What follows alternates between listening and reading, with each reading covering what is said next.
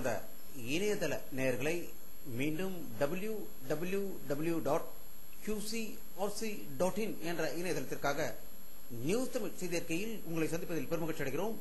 இன்று 30 செப்டம்பர் 2009க்கான முக்கிய செய்திகளை தற்போது பார்க்கலாம். சாதனை மற்றும் சபதத்தை நிறைவேற்றினார் தமிழக முதல்வர் என்று கூறினால் அது மிகையாகாது. தமிழ்நாட்டில் முதலாக திருவாரூர் மாவட்டத்தில் 1000 கோடி மதிப்பீட்டில் மத்திய பல்கலைக்கழகத்தை தமிழக முதல்வர் இன்று தொடங்கி வைத்ததாகும். மத்திய மனிதவள மேம்பாட்டு அமைச்சர் கபில் சிபில் இதன் முன்னிலை வகித்ததாகவும் தமிழகத்தில் உள்ள மத்திய பல்கலைக்கழகத்திற்கு 50% இடஒதுக்கீடை பெற்றுத்தர வேண்டும் என்று கபில் சிபிலிடம் தமிழக முதல்வர் வேண்டுகோள் விடுத்ததாகவும் திருவாரூரிலிருந்து செய்திகள் வெளியிட்டுக் கொண்டிருக்கிறது.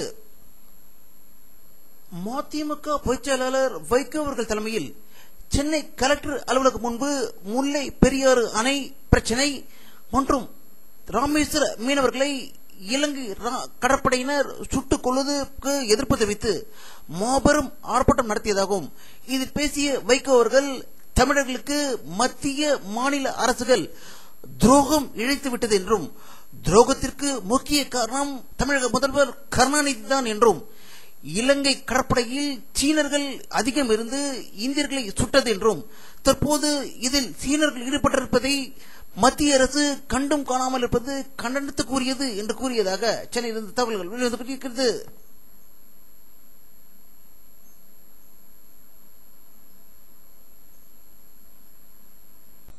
தமிழ்நாட்டில் இயக்கப்படும் அரசு விரைவு பஸ்கள், சொகுசு பஸ்கள், பாயிண்ட் டு பாயிண்ட் பஸ்களில் இனி சேட்டலைட் மூலம் சினிமா மற்றும் விளம்பரங்களை ஒளிபரப்பு செய்ய அரசு முடிவெடுத்துள்ளதாகவும் பரிட்சத்தமாக 250 பஸ்களில் சேட்டலைட் மூலம் ஒளிபரப்பப்பட்ட விளம்பரங்களில் பயணிகள் அமோக வரவேற்பு கிடைத்ததால் அடுத்த மாதம் முதல் 10,000 பஸ்களில் இந்த சேட்டலைட் விளம்பரங்கள் ஒளிபரப்பு செய்யப்படும் என்றும் இது சென்னையில் இருந்து தமிழகம் முழுவதும் உள்ள 10,000 பஸ்களுக்கும் நேரடியாக ஒளிபரப்பப்படும் என்பது குறிப்பிடத்தக்கது.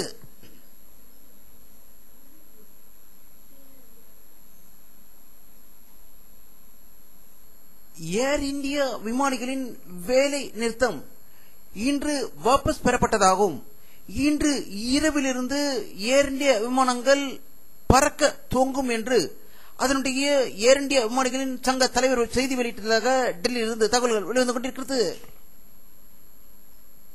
காங்கிரஸ் தலைவர் சோனியா காந்தியின் மாமாவும் பொதுச் செயலாளர் ராகுல் காந்தியின் தாத்தாவுமான குற்றச்சியை பிடிக்க முடியவில்லை, அவர் எங்கிருக்கிறார் என்று தெரியவில்லை, ஆகியோர் போஃபர்ஸ் வழக்கை நாங்கள் கைப்பிடிக்கிறோம் என்று மத்திய சட்ட அமைச்சர் வீரப்ப மொய்லி கூறியிருப்பது இந்தியாவே அதிர்ச்சி அடைந்திருக்கிறது என்றும் இவரைதான் இந்தியாவின் தேச துரோகி மற்றும் தீவிரவாதி என்று கூறலாம் என்று நம்முடைய அரசியல் வல்லுநர்கள் கடுமையாக தாக்கி அவர் மீது அறிக்கை வெளியிட்டிருக்கிறார்கள்.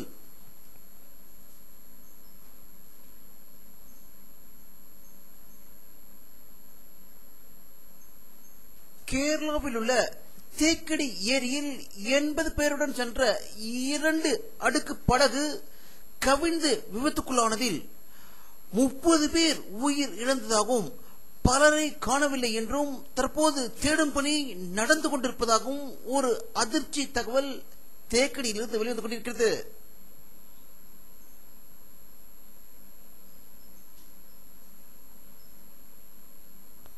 தமிழ் ஈழ சுதந்திர போராட்ட தியாகிகள் ஜெனீவாவில் உள்ள ஐநா மனித உரிமை மன்றத்தை நோக்கி மாபெரும் ஆர்ப்பாட்டம் நடத்தியதாகவும் தமிழ் ஈழ நாட்டில் அப்பாவி மக்களை கொன்று குவித்துக் கொண்டிருக்கும் ராட்சச ராஜபக்சேவை உடனடியாக ஈழ நாட்டை விட்டு வெளியேற்ற வேண்டும் என்று அவர்கள் வலியுறுத்தியதாக சுவிட்சர்லாந்து நாட்டிலிருந்து செய்திகள் வெளிவந்து கொண்டிருக்கிறது.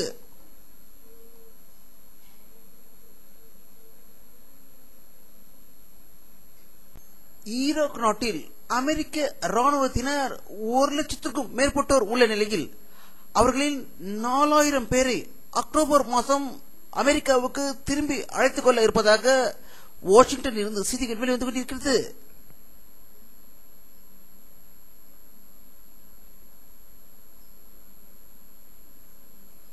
நேபாளத்தின் கிழக்கு பகுதியான தெரான் நகரில் உள்ள கிறிஸ்துவ ஆலயம் ஒன்றில் மத சார்பான மாநாடு நடப்பதற்காக விரிக்கப்பட்டிருந்த பெரிய பந்தல் ஒன்று சரிந்து விழுந்ததில் 24 பேர் உயிர் இழந்ததாகவும் 60க்கும் மேற்பட்டோர் படுகாயம் அடைந்ததாக காட்மாண்டுவிலிருந்து தகவல்கள் வெளிவந்து கொண்டிருக்கிறது.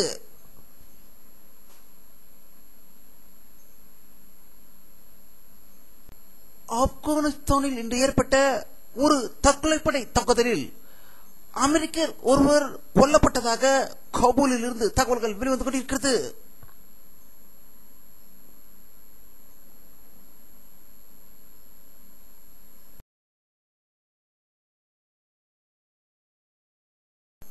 பங்களாதேஷ் நாட்டில் உள்ள விவசாயிகளுக்கு கடும் சவாலாக இருந்த எலித்தொல்லியை ஒழிப்பதற்காக பங்களாதேஷ் அரசு வெளியிட்டுள்ள ஒரு அறிக்கையில் விவசாய நிலத்தில் உள்ள எலிகளை யார் அதிகம் பிடிக்கிறார்களோ அவர்களுக்கு தேசிய விருது வழங்கப்படும் என்று செய்தி வெளியிட்டிருந்தது.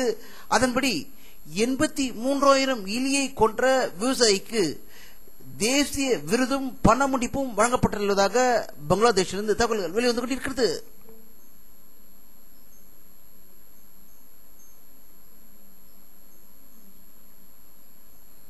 நியூசிலாந்து நாட்டுக்கு அருகே உள்ள அமெரிக்காவுக்கு சொந்தமான அமெரிக்கன் சயோயோ தீவில் இன்று ஏற்பட்ட பயங்கர நிலநடுக்கத்தின் சுனாமி ஏற்பட்டு 120 பேர் உயிரிழந்ததாகவும் இதனுடைய தாக்கம் நியூசிலாந்து, மலேசியா, சிங்கப்பூர், இந்தோனேஷியா ஆகிய நாடுகளில் உணர்ந்ததாகவும் இதனால் அங்கு சுனாமி எச்சரிக்கை விடுக்கப்பட்டு தற்போது பலருடைய நிலைமைகளை தேடிக்கொண்டிருப்பதாக தகவல்கள் வெளிவந்து கொண்டிருக்கிறது.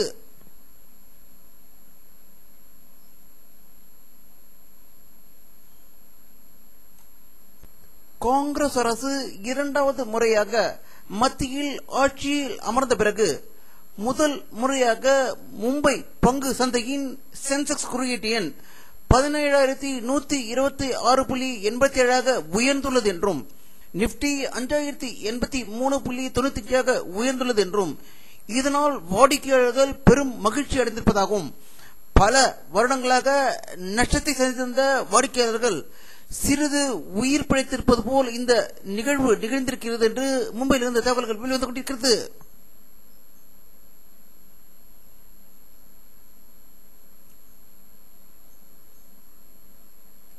வானிலை அறிக்கை 30 செப்டம்பர் 2009 பிற்பகல் 4 மணியில் எடுக்கப்பட்ட சேட்டலைட் புகைப்படத்தை தற்போது பார்த்துக் கொண்டிருக்கிறீர்கள். தமிழகத்தில் மேக மூட்டங்களே காணப்படவில்லை. வெயிலின் தாக்கம் இன்றும் அதிகமாகவே காணப்பட்டிருக்கிறது. நேற்று முன்தினம் மத்திய பிரதேசம், மகாராஷ்டிரா, ஆந்திராவில் காணப்பட்ட மேகங்கள் தற்போது நகர்ந்து ஆந்திரா, ஹைதராபாத்தில் இருந்தது. அது மேலும் நகர்ந்து விஜயவாடா மற்றும் மத்திய ஆந்திராவில் மையம் கொண்டிருக்கிறது. அது தமிழகத்தை நோக்கி நகர்ந்து வந்தால் மழை பெய்வதற்கான வாய்ப்புகள் இருக்கும் என்பதை இந்த படத்தில் காணலாம்.